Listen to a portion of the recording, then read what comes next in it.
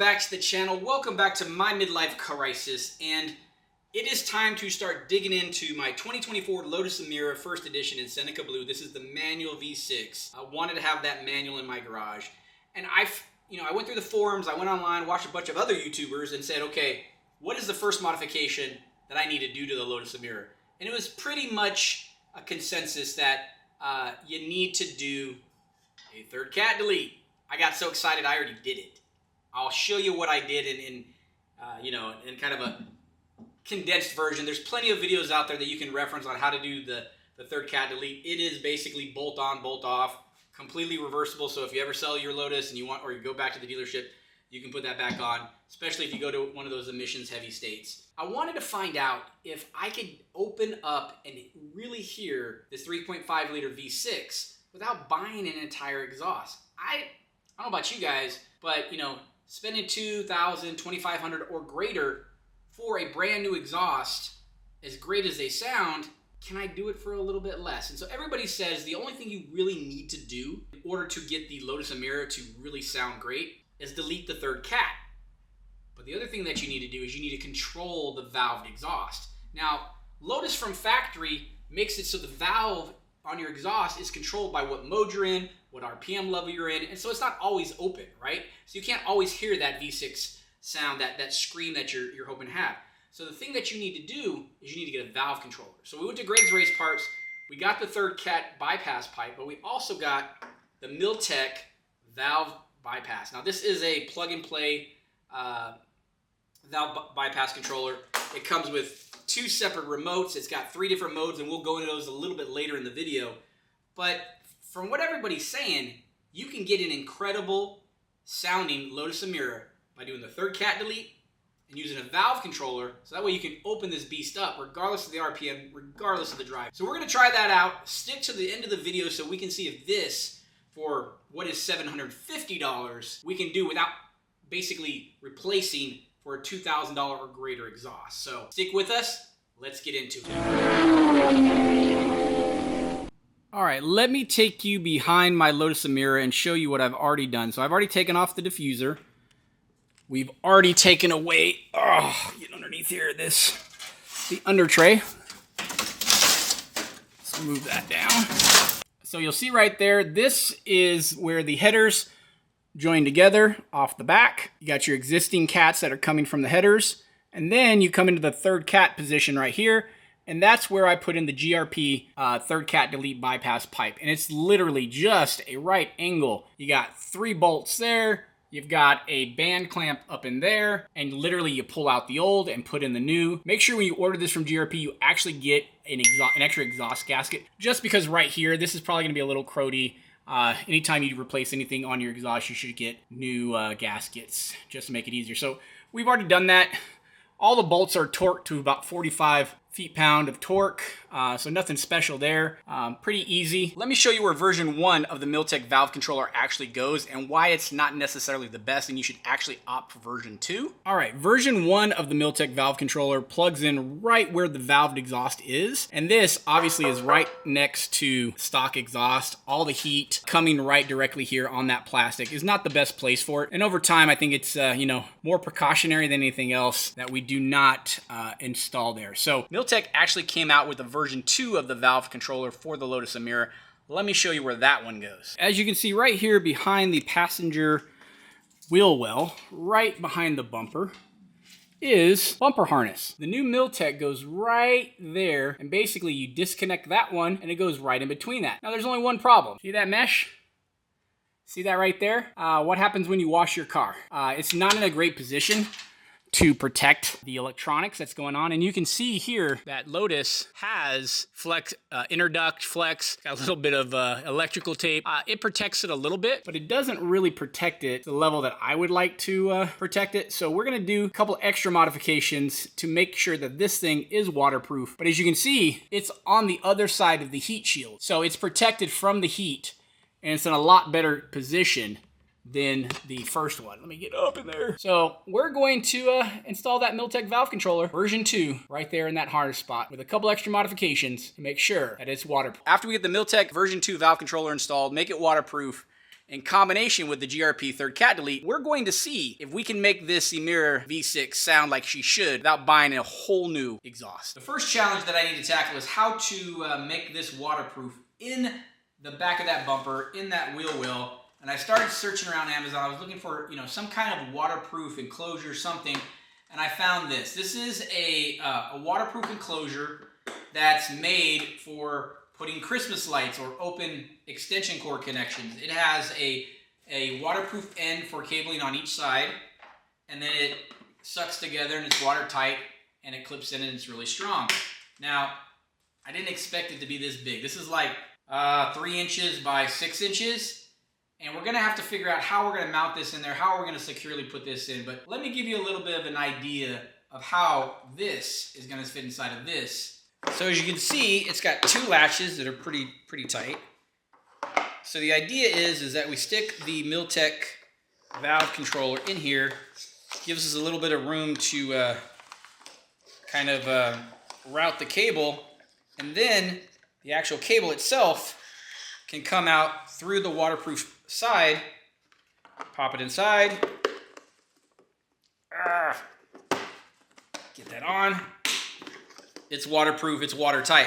And our connector, our exposed end, is basically sitting out and still can be connected. Now, I'm going to try to get everything inside of this enclosure, but I think it's going to be pretty safe. I think it's going to be pretty waterproof. So let's try to figure out how we're going to make this work. If this works and you're interested in getting one of these enclosures to put your Milltek version 2 valve controller in the back of your Lotus Emira, I'll drop a link in the description below. It's basically like 12 bucks from Amazon, so pretty cost-effective solution. One eternity later. So it's been about a week since I worked on the Lotus Emira for the valve controller, and let me show you why it kind of slowed me down a little bit. So the Lotus has a very specific locking lug, and this should come with the car. So I bought this car used. Obviously, somebody had done lowering springs and some other stuff, so these tires have been off, some things have happened. So I was like, where is the locking lug? You know, how do I get my tire off? So this is the roadside assistance kit that comes with your Lotus Emira, and your locking lug should be in there. This is what comes in it. You get a little air compressor, you get like some fix goo slime, and then boom, you got a tow hook. But there's something missing. My locking lug, or lug key, whatever you want to call it, was not there. So then I started Googling, I started looking online in the forum to find out, you know, what do you do? And I was looking, okay, can I find a generic key set or something? And I found Audi, BMW, Mercedes, but none of the shapes looked like that. Like a weird island in the middle of an ocean. I don't know. But, so I called up Lotus of Austin, Texas, and they're like, well, you know, we can't tell which one came with your car because there's 8 different ones. You know, there's basically a kit you can buy that's like $600, but I only wanted to buy one, and guess how much one was? $140 for a lock lug key nut. There you go. That's $140 specific to Lotus. So if you're a Emira, if you're missing this, just be ready to spend $100 and some bucks to get this little thing. But the good news is, and I did test it, I promise. Boom. It is the right one. So we're going to be able to get this tire off. And the reason I want to get this wheel off is getting to that back area to mount the enclosure. I think it's going to be a little bit easier once we get the wheel liner off and get the tire off. So let's, I got my little air pump down here to just lift up this one corner. So let's get this lifted up and get the wheel off.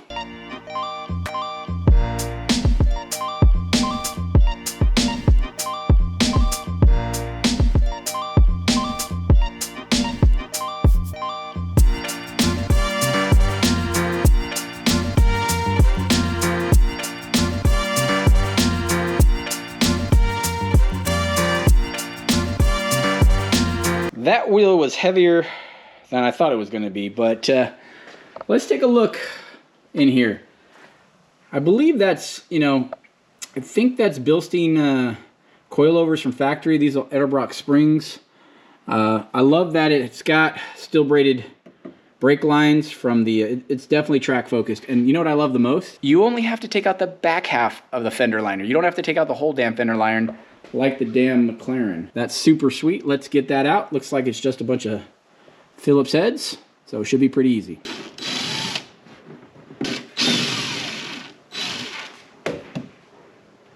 They're not even real screws. They're just like little tabs or little plastic screws.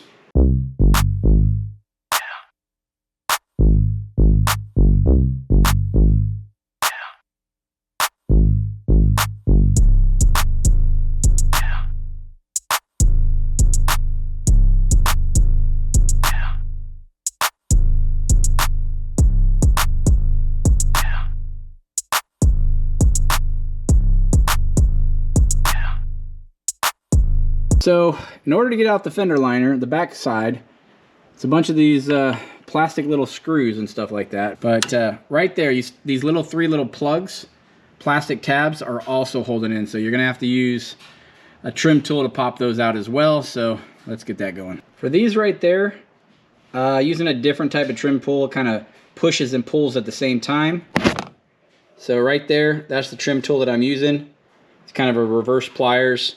So it's helping out a little bit. Makes it a lot easier and doesn't break the plastic clips.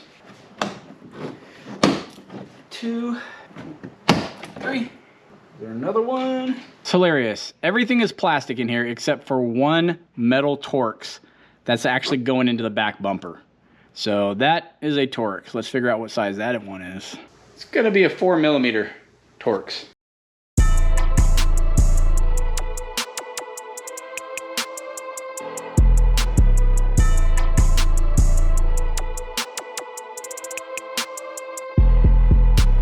Little 4mm Torx out.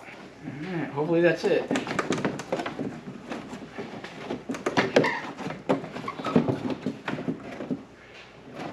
Huh, they're stapled together. All right. So I guess I am taking out the whole thing. Well, that's just stupid. They staple the fender liner together. I guess I could, I don't want to tear it apart. I want to keep it intact. I guess I'm removing the front side now. All right, I don't know if you guys can see back there, but if you see, and I pull back the existing frame, there are two little plastic connectors that are going into the side of the metal frame, basically holding the harness in place. I think what I'm gonna do is I'm gonna take those out and reuse those mounting positions for the box and just put all of this inside of that enclosure. So hopefully I can make that work.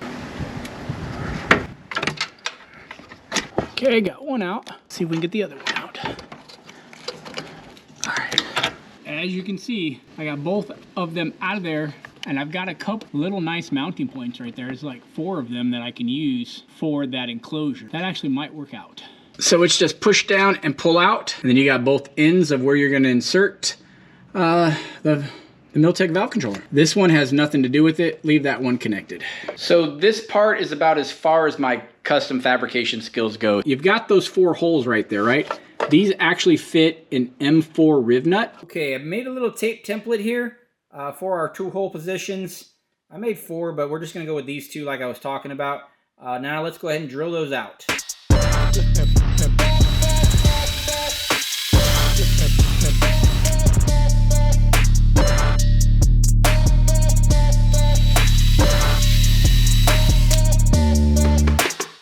All right, we are going with a 4mm, just Phillips screw or bolt, whatever you want to call it, but it has a flat head. We're gonna use a little washer. We're gonna put a little bit of Loctite on it, just to make sure those threads don't come unseated. A little bit too much there, but you know, more the merrier. And that's gonna keep the threads locked in there from any vibrations or anything like that. As you can see, we already got one in there on the bottom. We're gonna go ahead and put the second one in.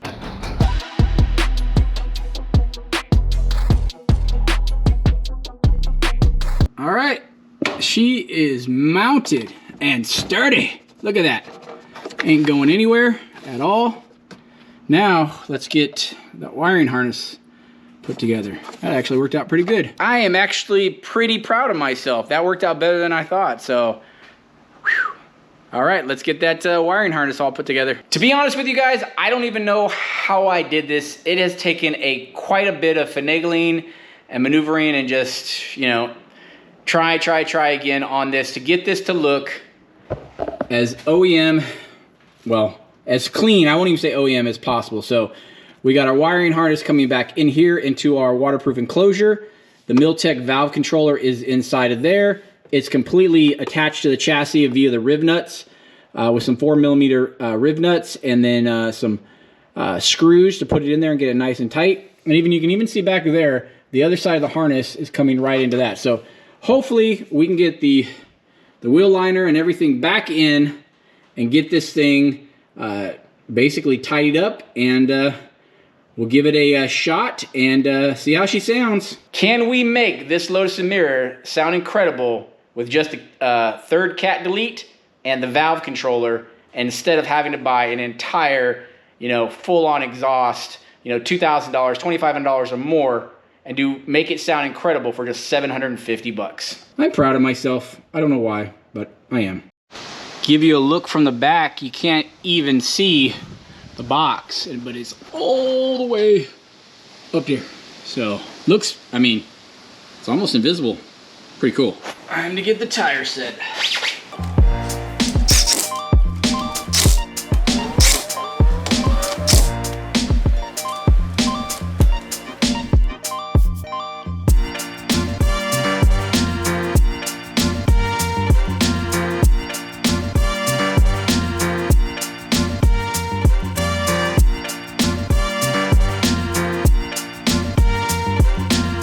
All right, for the Lotus Emira, it looks like it's 85 feet-pounds of torque to get the lug nuts all torqued up.